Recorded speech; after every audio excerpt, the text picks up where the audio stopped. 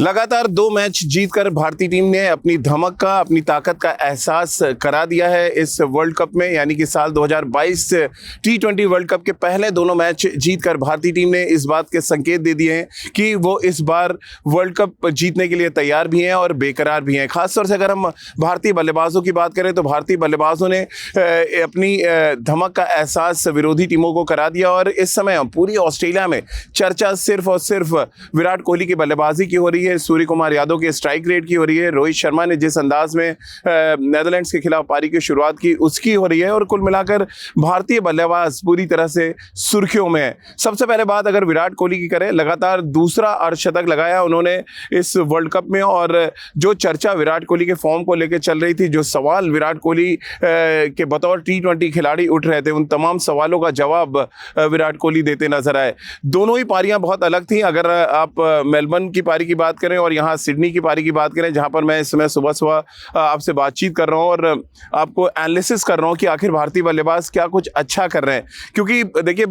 12 टीमें खेल रही हैं और 12 टीमों में हर किसी के पास बड़े बड़े मैच विनर्स हैं, बड़े बड़े बल्लेबाज हैं जिनकी ताकत, जिनकी धमक का एहसास हर किसी को है। लेकिन विराट कोहली ही क्यों, सूर्य कुमार यादव ही क्यों, ये ऐसे बल्लेबाज हैं जो ऑस्ट्रेलिया में लगातार अपनी ताकत का, अपनी धमक का, अपनी टेक्निक का, अपनी टेम्परामेंट का एहसास करा रहे हैं। खासतौर से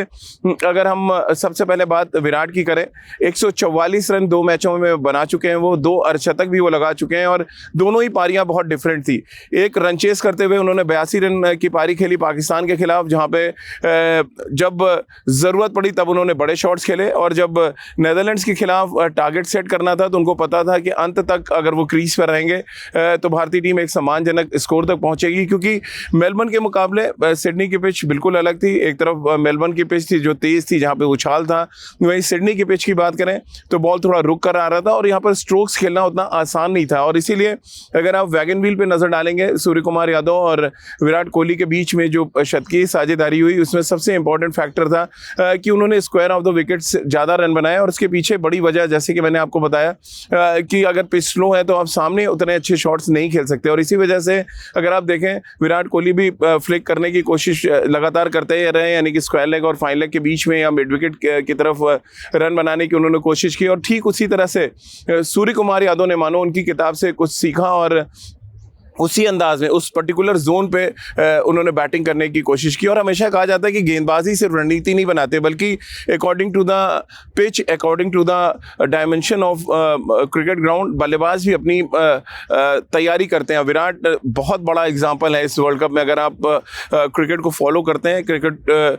को समझते हैं और अगर आप यंगस्टर हैं तो आप उनकी बल्लेबाजी को बहुत ध्यान से देखिए। क्योंकि अगर मेलबर्न का उन्होंने देखा कि सामने, यानी कि जो सामने का एरिया है, मिड ऑफ मिडॉन का एरिया है, लॉन्ग ऑफ लॉन्ग ऑन का एरिया है, तो वहां पर मैदान छोटा था और ब्रीज उस तरफ जा रही थी। यानी कि ब्रीज के सहारे उन्होंने वो शॉट खेला जो हैरिस रऊफ को उन्होंने 2 छक्के लगाए और एक फ्लिक किया, वो भी ब्रीज के सहारे गया। अब सिडनी में बल्लेबाजी की बात करें, सिडनी में उनको पता था कि सामने शॉट्स इसलिए नहीं लगेंगे क्योंकि पिच स्लो है, यहाँ पे एक मैच ऑलरेडी हो चुका है, तो उन्होंने तय किया कि थोड़ा लेट खेलेंगे और कोशिश करेंगे कि वो मिड विकेट से लेकर फाइन लेग के बीच में रन बनाए। और जो डायमेंशन है मैदान का वो भी कुछ इसी तरफ इशारा कर रहा था कि आप ये पर्टिकुलर एरिया टारगेट कर सकते हैं। खासतौर से आखिरी ओवर में अगर आप याद करें, फुल टॉस पे विराट ने जो फ्लिक किया वो बहुत कमाल था। और भारतीय बल्लेबाज शायद ऑस्ट्रेलिया में इसलिए भी सक्सेसफुल हो रहे हैं क्योंकि वो अपने रिस्क का बहुत अच्छा इस्तेमाल कर रहे हैं। अगर आप सूर्य कुमार यादव की भी बैटिंग को एनालिसिस करें, बहुत शानदार तरीके से वो अपने रिस्क को अप्लाई करते हैं। यानी कि कभी कभी ऑफ स्टंप के बाहर जाना, वहां से गेंद को मिड विकेट पे खेलना या गेंद की अंदर लाइन में आके आप स्क्वायर लेग के ऊपर से गेंद को खेलना। और गेंदबाज की स्पीड को अगर आप अपने एडवांटेज के तौर पर बना लेते हैं तो फिर आपकी बल्लेबाजी में 4 चांद लग जाते हैं। और भारतीय बल्लेबाज विराट हो, सूर्य कुमार यादव हो या रोहित शर्मा हो, सब ये जानते हैं कि गेंदबाज जितनी तेज गेंदबाजी करेगा, जितनी तेज बॉल बैट पे आएगी, उनको ये चीज़ पसंद है, यानी ऑन द राइज खेलना पसंद है, तेज गेंदबाजों को खेलना पसंद है। और सिडनी शायद उतनी माकूल नहीं थी रोहित शर्मा के लिए भी, उतनी माकूल नहीं थी विराट के लिए भी और सूर्य कुमार यादव के लिए भी, लेकिन इन सभी ने कंडीशंस को समझा और एक जो जहन में लेकर वो इस बार ऑस्ट्रेलिया में आए कि जो जिम्मेदारी इनको एज अ बैट्समैन दी गई है उसको वो पूरी तरह से निभाने की कोशिश करेंगे। और इसी वजह से अगर आप देखें इतने कामयाब हैं विराट कोहली इस बार ऑस्ट्रेलिया के दौरे पर, उतनी कामयाबी की भूख सूर्य कुमार यादव में नजर आ रही है। मैच से एक दिन पहले सूर्य कुमार यादव से मेरी बातचीत भी हुई, ओपेरा हाउस पे वो घूम रहे थे और तब जब मैंने उनसे बातचीत की तो बोले, उनका साफ कहना था कि राजीव भाई अगले मैच में आप देखेंगे बड़ा स्कोर, और ठीक वैसे ही वो करते नजर आए। शानदार बल्लेबाजी की, 200 रन का स्ट्राइक रेट बहुत बड़ा स्ट्राइक रेट होता है किसी भी टीम के खिलाफ, किसी भी गेंदबाजी के खिलाफ इस तरह का स्ट्राइक रेट बहुत मायने रखता है। और वो टेम्पलेट जो भारतीय टीम बायलैटरल सीरीज में दिखा रही थी उस टेम्पलेट को फॉलो किया, वो चाहे रोहित हो 135 का स्ट्राइक रेट, 140 का स्ट्राइक रेट रहा विराट कोहली का, और 204 का स्ट्राइक रेट रहा सूर्य कुमार यादव का। यानी कि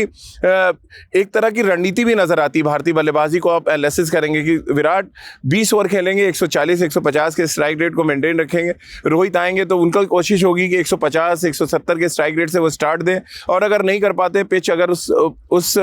रणनीति के माकूल नहीं है तो फिर आप अपनी गियर को शिफ्ट करेंगे, प्लान बी पे जाएंगे और फिर आप पारी को थोड़ा सा जमाएंगे और फिर नीचे का काम सूर्य कुमार यादव और हार्दिक पांड्या करेंगे। तो सूर्य कुमार यादव और हार्दिक पांड्या का होना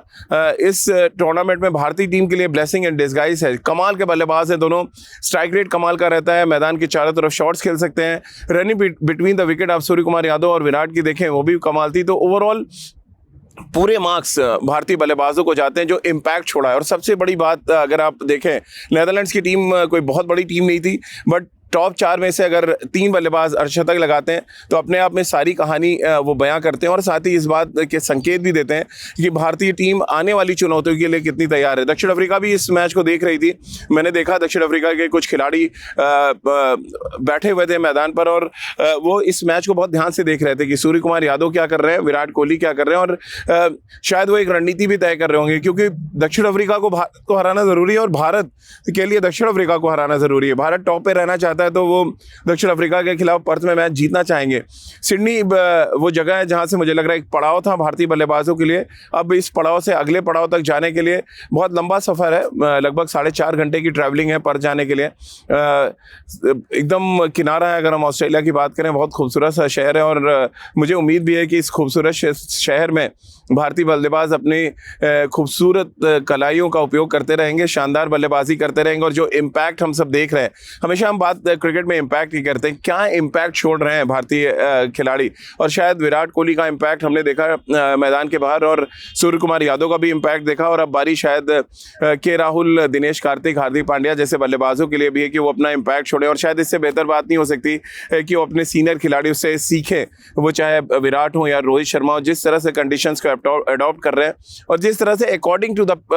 पिच और अकॉर्डिंग टू द परिस्थितियां वो बल्लेबाजी कर रहे हैं, क्योंकि अगर आप इस तरह से करते हैं तभी आप रन बना पाएंगे। आप टेंटेटिव होकर जाके बल्लेबाजी करेंगे तो फिर वही हाल होगा जो के राहुल का पिछले 2 मैचेस में हो रहा है। पाकिस्तान के खिलाफ टेंटेटिव 0 पे आउट हो गए, नीदरलैंड्स के खिलाफ थोड़ा सा स्टार्ट मिला लेकिन टेंटेटिव थे, वहां पर भी उनका विकेट गया। तो ये एक कमजोर कड़ी है, मुझे लग रहा है भारतीय टीम जिस पर काम बहुत शिद्दत के साथ करती नजर आएगी।